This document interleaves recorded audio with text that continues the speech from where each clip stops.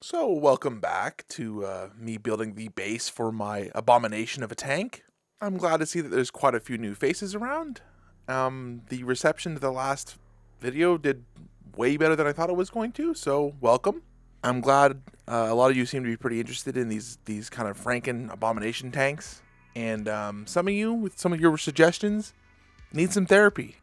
But don't worry, I will be joining you there later.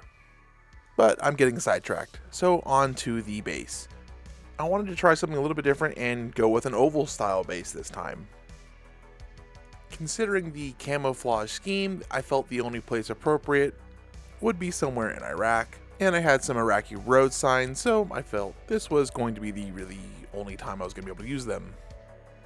I wanted the tank to be on the road and on like a sidewalk next to a building. So I just blocked off some of the general shapes using some cork sheets and some XPS foam glued together. Once the general shapes were glued and placed together, I then went about using a hot wire foam cutter and just kind of hacked off the bits that were hanging over. And when I mean hacked, it was a freaking hack job. But it's going to be okay because I'm going to use a wooden veneer this time to hide the imperfections. But man, that's an ugly cut.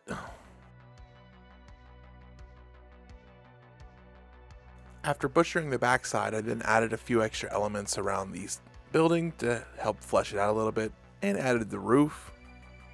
And then once again I used the hot wire cutter to help cut the roof to conform to the oval base. And then just used a sanding sponge to help clean up that edge a bit. Felt the building needed a little bit more accenting to help differentiate the levels, so I just put some accenting pieces on there. And then for the edge of the curb, I wanted to use some XPS foam just so I could get a little bit more detail than the cork would provide. I cut them into small little sections and then rounded the edges to help show that they were kind of like more individual blocks. And I just used the various tools from either a toothpick or this little spatula, or just even my thumb running across that edge, and broke off little bits here and there to make it look more weathered and damaged, and finally using a foil ball to help give it a little bit of extra texture. I wanted to add a little window to the house just to give it a little bit more character, so I cut out the basic shape and just pulled out some of that XPS foam. Happy with the basic composition, I then brought out some of my texture pastes. I just used the normal asphalt for the asphalt road and just applied it using a spatula and a good amount of water. The water helps smooth it in and out, and I find it helps it not stick so much to the spatula. I tried to apply it relatively thin just to avoid some cracking and forming, but if you tend to get a couple of cracks here and there, it just adds to the realism in my opinion. With the asphalt drying, I then moved on to applying the concrete textures. And this was pretty much everything else aside from the little dirt patch next to the wall. It's a good base to start with if you just want to go with some simple concrete structures. I'm going for that old, dilapidated, aged look, so I went with the sanding sponge and just gave a rough pass over that asphalt. It really helps tone down that fresh asphalt look and gives it more of that aged, distressed look. Once I sanded everything down, I realized I wanted to fill in some of the gaps with the veneer, which means I needed to put the veneer on. And this veneer, which was pretty cheap on Amazon, don't recommend it just because of how warped it was. Eventually got it all glued together, and I filled in most of the gaps to hopefully make the base a little bit more seamless.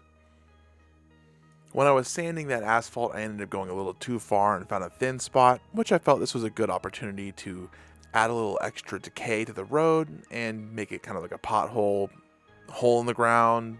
So I just embraced it and got toward digging out a little bit of a hole. And then just used an earthy texture paste to fill in the seams with a veneer and cover up that foam. Happy with that, I then needed to unify all of the cement colors, so I just gave it a quick pass with some deck tan. While looking up some source material for Abrams in Iraq, I then found some pictures of tanks on streetways, and I found that they had these kind of interesting looking patterns on their sidewalks. that was just this off-white yellow alternating pattern, so I went about recreating that. It only took about 17 passes of the yellow to get the kind of coverage I was looking for. Thank you, yellow. For the damaged areas, I used a darker gray color just to show kind of just like more base concrete colors. The sidewalk was looking a little dull, so I wanted to add some kind of like scoring marks. So I just roughly scratched out every 1.5 inches, and then I used a panel scriber to help dig out some of that cork and just give a good separation. I've been playing around with the concrete texture paste over the cork for a while now, and I really like the way it breaks and kind of crumbles. And then I go over it using a toothbrush to help accentuate some of those cracks and just general distress. On all the exposed cork, I used that same gray color that I did on the curb, and then went over it using a black ink wash. Following up the black ink wash, I then stippled on a lighter tan color. I think it was an off-white mixed with some deck tan, just using this sponge to help make those little highlights pop a little bit more and give a little bit more contrast to the shadowy areas and the light areas. Up until this point, I felt the scene was entirely too clean, and I felt it needed a little bit more detritus, debris, middle of a war zone feel. So I just got some crushed up fine rubble from VMS, and then I just sprinkled it in some areas that would naturally kind of collect this kind of debris. I sealed it in with some watered down Mod Podge and some isopropyl alcohol. And then to help blend it into the scene, I used a sandy tan color. Probably should have let this dry overnight, as some of the PVA glue was still a little bit wet. Oh well, luckily the tank will hide most of the egregious parts anyways. I wasn't too concerned about overspray, as it was going to act as a dust pass anyways, but I used this as the first pass of the weathering process, so I busted out some other enamels to help further add to the scene. To add to that sandy color, I just used some dry earth from MIG's Splashes range, which has this really cool little pigment like suspended in the solution, which helps gives it a little bit more texture. So using a toothpick, I just flicked it and sprayed it all over. And then I went on to using some fresh engine oil stains just to help give the road a more greasy, oily look. And then a quick, simple way of finishing off some of these rocks, I picked a couple of them out and just painted them using some sandy, lighter, earthy kind of colors just to help make them pop a little bit more and just stand out a little bit. I felt at this point I needed a little bit extra color because everything so far has just been sandy, tan, earthy kind of colors. So I just grabbed a couple pre-made tufts and put them here and there. While I still had some of that tan color left in the airbrush, I then sprayed it to the lower portion of the hole and applied some of it via a brush. But this is where I kind of began regretting the choice of a tan color scheme, just because the light kind of dusting of the weathering that I wanted to do really wasn't going to show very well. Was really wishing I had done the NATO tricolor scheme at this point. Maybe it's an excuse to make another one, who knows.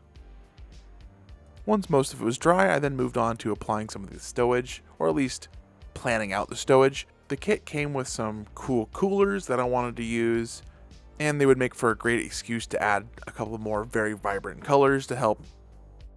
So I used some green stuff to make some tarps and fit the coolers inside them. I then moved on to painting the figures. I wanted to go with an army digital kind of camo scheme. So I started off with a light zenithal and then used some sky gray to give the base of the uniform. And then using an off-white, a gray, a slightly different gray, I just chipped on some digital kind of pattern. I don't know how the sponge knows how to do a digital pattern, but it just does. I went with a green color for the helmet and the gloves, felt it would contrast pretty nicely, and then wanted to then chip and weather the helmets a little bit. So I used a darker gray, almost black, and sponged it on. To finish it off, I used some of Tamiya's panel accenting, just their black variety, and just picked out little details here and there, again to further that little bit of contrast. I then glued the figures into place and felt like I needed to help blend the tank a little bit more into the scene, so I used some more of that debris that I had been putting on the road and kind of accumulated it here and there all over the tank. I fixed the debris in place using some AK's gravel and sand fixer.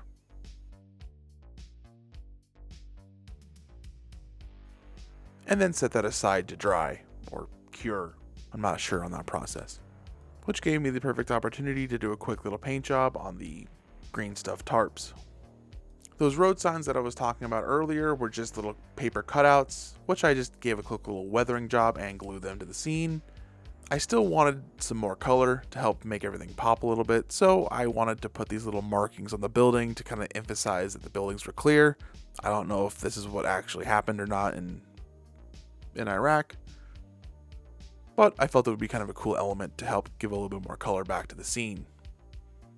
Once the debris was cured, dried, again, don't know how that process works, I then needed to help blend them back onto the tank and help blend it into the scene using the same colors that I weathered the base with, which again was that dry earth from the MiG splash range.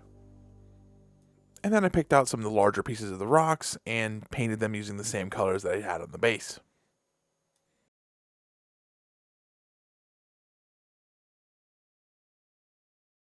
I gave the veneer a good coat of black paint. Maybe in the future I'll buy better veneer and then I'll try some stains. But for now, black paint it is. The long-awaited base for the Abomination tank is now complete.